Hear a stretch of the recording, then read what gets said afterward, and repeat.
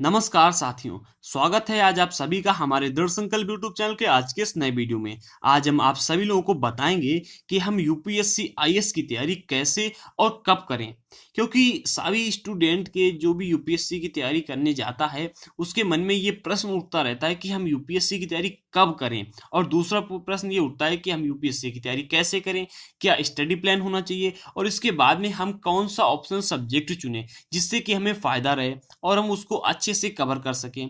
और इसके बाद में जो एक और लोगों के मन में दिमाग में क्वेश्चन उठता है वो ये होता है कि हम किसी कोचिंग इंस्टीट्यूट में जाकर के तैयारी करें या फिर हम स्वयं तैयारी करें। तो इन सभी क्वेश्चंस को हम आज इस वीडियो में कवर करेंगे। ओके, क्योंकि हम इस इन सभी क्वेश्चंस को इस वीडियो में कवर करने वाले हैं, इसलिए वीडियो थोड़ा सा बड़ा हो सकता है।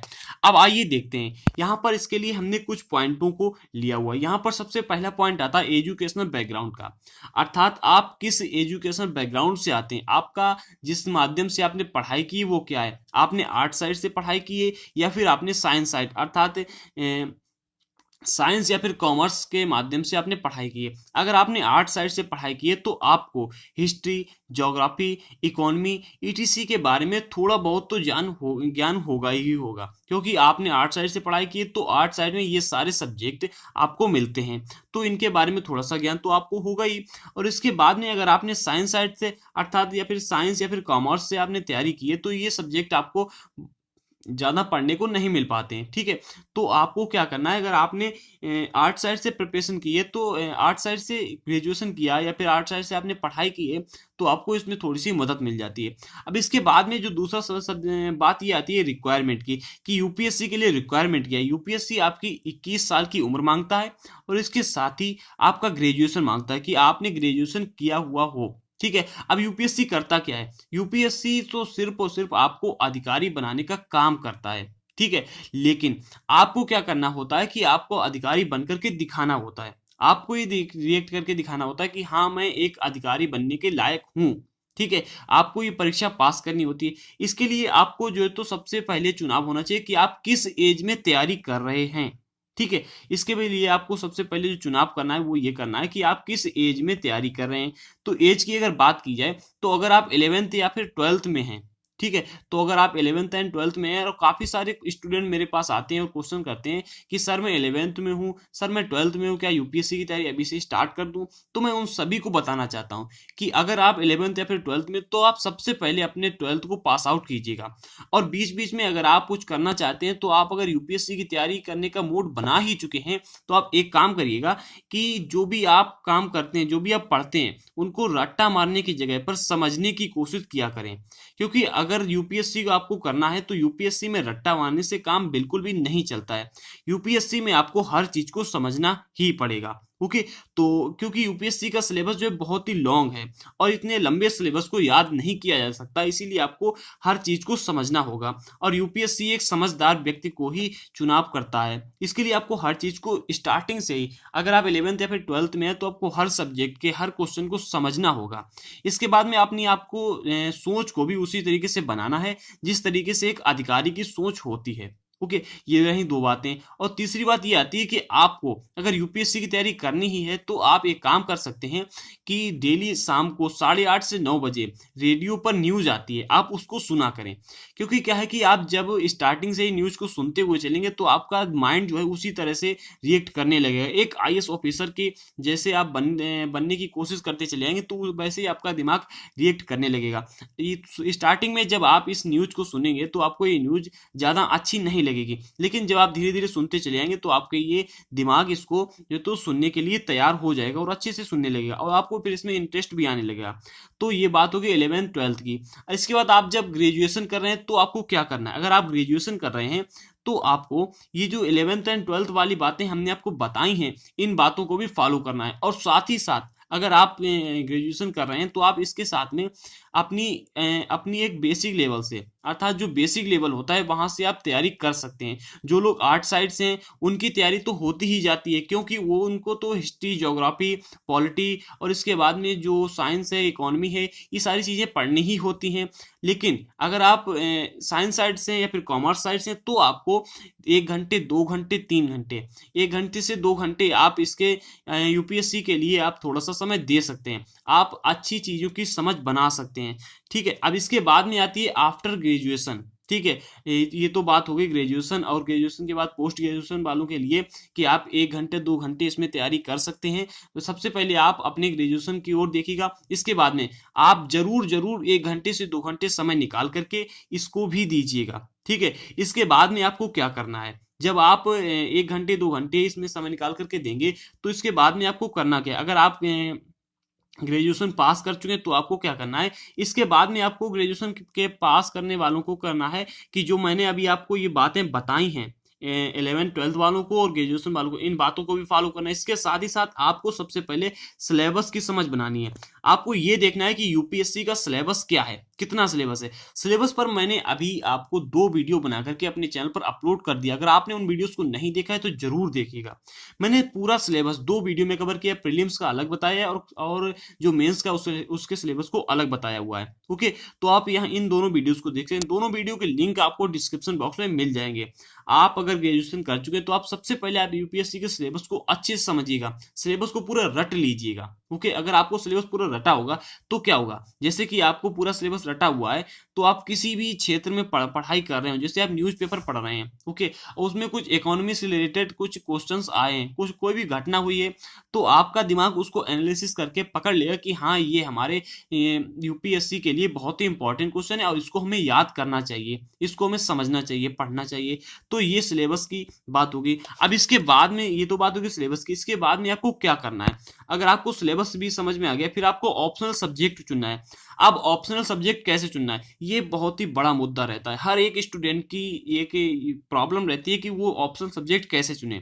तो ऑप्शनल सब्जेक्ट चुनने के लिए आपको सबसे पहले ये देखना है कि आपकी कौन कौन से सब्जेक्ट में इंटरेस्ट है। जैसे कि आपने कह दिया कि हमें तो 4 सब्जेक्टों में इंटरेस्ट है, okay, history, geography, economy and आपको पॉलिटी में भी इंटरेस्ट है। तो आपको तीनों सब्जेक्टों में इंटरेस्ट होने के बाद आपको ये देखना है कि सबसे ज्यादा इंटरेस्ट किस सब्जेक्ट में। इसके बाद में आपको ये देखना है कि आप कितने हद तक पढ़ सकते हैं।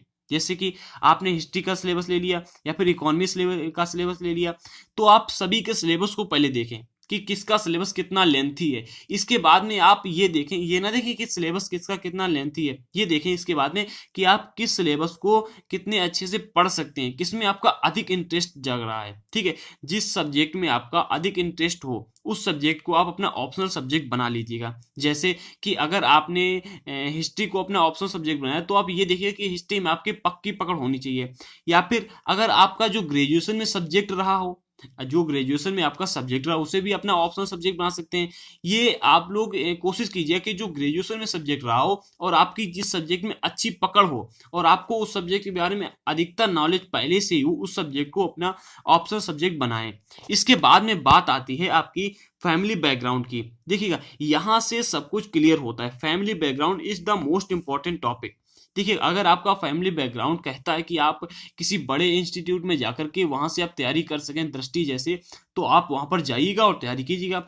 बट अगर आपका फैमिली बैकग्राउंड ये कह रहा है कि हाँ, हम इतने रुपए आपको नहीं दे सकते हैं, आपकी फैमिली प्रॉब्लम है, वो नहीं इतने रुपए दे सकते, तो आप घर पर भी प्रिपरेशन कर सकते हैं। कैसे कर सकते हैं, ये प्रिपरेशन आप अपने आप कर सकते हैं। आपको इसके लिए क्या करना है कि एक बढ़िया सा स्टडी प्लान बनाना है। देखिएगा, हमारे भी यूट्यूब चैनल पर यूपीएससी की पूरी तैयारी कराई जा रही है, जो कि स्टार्टिंग से लास्ट तक एक प्रॉपर वे में कराई जा रही है। आपको भी इसी तरह से एक प्रॉपर वे में घर पर ही रह करके यूपीएससी की प्रिपरेशन करनी है। अब वो प्रिपरेशन करनी कैसे है, उसके लिए आपको एक स्टडी प्लान की जरूरत होगी, एक बहुत ही अच्छे स्टडी प्लान की।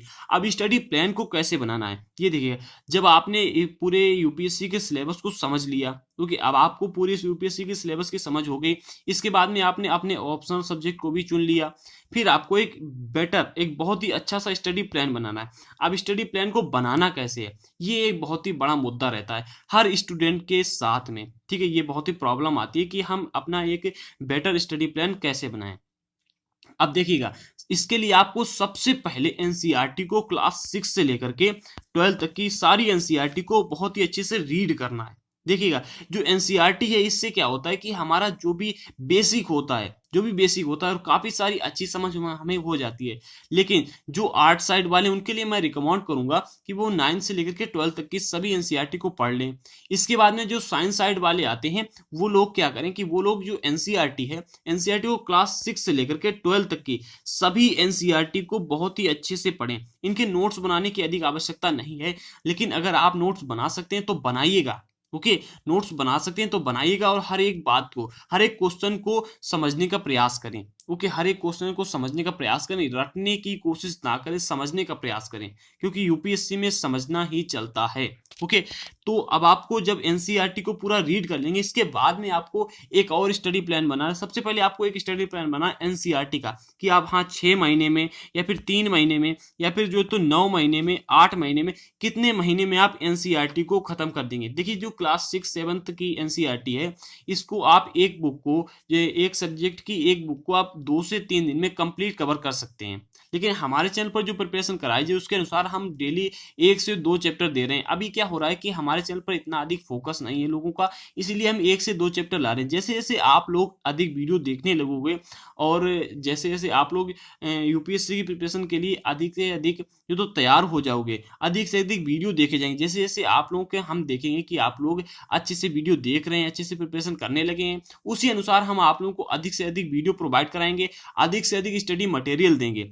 तो आपको क्या करना, जब आप एनसीईआरटी को क्लास 6 से लेकर के 12 तक की सभी एनसीईआरटी को कवर कर लेंगे, इसके बाद में आपको स्टैंडर्ड बुक्स को पढ़ना है। जब आप स्टैंडर्ड बुक्स को पढ़ेंगे और आपने इससे पहले एनसीईआरटी को पूरा कवर कर लिया होगा, तो आपके साथ क्या होगा जानते हो? तो आपके साथ कुछ ऐसा होगा कि आप जब स्टैंडर्ड बुक्स को पढ़ोगे तो ये लगेगा कि मैं इसको पहले ही पढ़ चुका हूँ, या फिर ये एक तो ये लगेगा, या तो आप इसको पहले ही पढ़ चुके हैं, या फिर आपको ऐसा लगेगा कि आप जो ये बुक को पढ़ रहे हो ये आपको बहुत ही अच्छे से समझ में आ रही है, बहुत ही सरल लगेगी बुक। ठीक है, तो सबसे पहले आपको एनसीईआरटी पढ़नी है, इसके बाद में आपको स्टैंडर्ड बुक्स को पढ़ना है। स्टैंडर्ड बुक्स कौन सी पढ़नी, इसके लिए मैंने जो सिलेबस का वीडियो बनाया उसमें हमने सभी बुक्स को बताया है। जो भी बुक्स आपके यूपीएससी एग्जाम के लिए इंपॉर्टेंट है, जो भी बेस्ट बुक है, मैंने सभी बेस्ट बुकों को ही उसमें दिया हुआ है, तो आप उन बुक्स को ले सकते हैं। ठीक है, इसके बाद में क्या करना है, जब आपने इस प्लान को बना लिया फिर आपको रिएक्ट करना है। अब यहाँ पर एक और बात आती है, अगर आप कोई किसी कोचिंग इंस्टीट्यूट में जाकर के तैयारी करते हैं तो वो आपकी वहाँ पर जो इंटरव्यूज की तैयारी करवा देते हैं। अगर आप वहाँ पर नहीं जा पा रहे हैं, आप वहाँ पर जाकर के तैयारी नहीं कर पा रहे हैं, तो आपको क्या करना है? ठीक है, अगर आप वहां जाकर के नहीं तैयारी कर पा रहे हैं तो आपको क्या करना है, तो आपको सबसे पहले देखना है ये है कि आप जो तैयारी कर रहे हैं उसमें आपका ऑप्शन सब्जेक्ट क्या है, आप उसको अपने मजबूत कीजिए। क्योंकि ऑप्शन सब्जेक्ट क्या होता है कि जो जीएस के पेपर होते हैं उनमें तो आप सभी लोग स्कोर कर ही लेते हो, लेकिन जो ऑप्शन सब्जेक्ट होता है उसमें आप लोग जो तो अपनी अगर अच्छी पकड़ बना लेते हो तो उसमें अच्छे से पकड़ हो जाता है। इसके बाद में बात आती है आपके उसकी किसकी, इंटरव्यू की। इंटरव्यू के लिए आपको जो तो एक बहुत ही बेस्ट तरीका मैं बताने वाला हूं, जो कि मैंने भी फॉलो किया है। इंटरव्यू का सबसे बेस्ट तरीका कि आप अपने आप से प्रश्न कीजिएगा। आप किसी भी क्षेत्र में खड़े हो, कहीं भी खड़े हो, आप हर जगह पर क्वेश्चन को पुट अप करने की कोशिश कीजिएगा। कोई भी काम हो रहा हो वहां पर क्वेश्चन मार्क लगाइएगा। दूसरों से मत पूछिएगा, दूसरों से अगर आप क्वेश्चन पूछेंगे तो आप मूर्ख कहलाएंगे। आप खुद से क्वेश्चन पूछिएगा कि अगर ये काम हो रहा है तो ऐसा क्यों हो रहा है, इसको और अच्छे से कैसे किया जा सकता है। ठीक है, अगर आप हर बात पर क्वेश्चन पुट अप करने लगेंगे और जिस दिन आप खुद को फांस ना पाए, आप जिस दिन खुद को फांस लें या फिर फांस ना पाए, तो फिर क्या होगा जानते हो? आप उस दिन इंटरव्यू के लिए आप क्या होगा कि एलिजिबल हो जाओगे। जिस दिन आप खुद को फांस ना पाए, क्वेश्चन को ऊपर क्वेश्चन पुट अप करते जाइए कि अगर ऐसा होगा तो ऐसा फिर क्या होगा जाकर के, ऐसा होगा तो फिर ऐसा क्या होगा जाकर के। तो अगर आप ऐसे ऐसे क्वेश्चन पुट अप करते चलेंगे और आप खुद को ही ना फांस पाएंगे, उस दिन आप समझ लेना कि आप यूपीएससी के लिए बहुत ही अच्छे तैयार हो रहे हो। ठीक है, तैयार हो गए हो ये मत समझना, ये आपका ओवर कॉन्फिडेंस होगा, आप तैयार हो रहे हो। ओके, ये आप समझना। क्या होगा कि आप जैसे कि आप किसी भी क्षेत्र में खड़े हो, कहीं पर दंगा हो रहा है, आप वहां पर ये सोचिए कि हम इस दंगे को किस तरह से समाप्त कर सकते हैं। और दूसरी बात, जो यूट्यूब पर आपके इंटरव्यूज पड़े हुए हैं, जो टॉपर्स के इंटरव्यू पड़े हुए हैं, उन इंटरव्यू को देखो, उन क्वेश्चंस को अपने अनुसार सॉल्व करने की कोशिश करो। जैसे कि वो क्वेश्चन पूछते हैं, ओके, उन क्वेश्चंस को देखो, समझो, इसके बाद ये सोचो कि हम इन क्वेश्चन को अपने अनुसार कैसे सॉल्व कर सकें। जैसे ही वो क्वेश्चन पूछते हैं किसी स्टूडेंट से, आप वहीं पर पोस्ट कर दीजिएगा वीडियो को पोस्ट करने के बाद में आप ये देखिए कि आप खुद से सोचिएगा कि इस क्वेश्चन का आंसर मैं क्या निकाल सकता हूँ, और फिर आप क्वेश्चन अपने आंसर को निकाल लीजिएगा और फिर जो दूसरा जो स्टूडेंट वहां पर आंसर दे उससे मैच कीजिएगा। ऐसे करके आप इंटरव्यू की तैयारी कीजिएगा। तो इस तरह से आप यूपीएससी की तैयारी कर सकते हैं। देखिए, जो हमारे चैनल से यूपीएससी की तैयारी कर रहे हैं उनके लिए एक रिक्वेस्ट है कि वो सबसे पहले एनसीईआरटी को पूरी क्लास 6 से लेकर के 12 तक की जो हमारे चैनल पर पढ़ाई जा रही है, क्लास 6 से लेकर के 12 तक की, वो एनसीईआरटी को पूरा पढ़ें और बहुत ही अच्छे से पढ़ें, साथ ही नोट्स को भी बनाते चलें। क्या होता है कि एनसीईआरटी बहुत ही बच्चों वाली है, तो क्या है कि इसमें हमें काफ़ी सारी कहानियाँ मिलती हैं, स्टोरी मिलती हैं, ये बहुत ही सरल भी हैं, तो इनको पढ़िएगा। ओके, और इसके बाद में हम स्टैंडर्ड बुक्स को पढ़ाएंगे।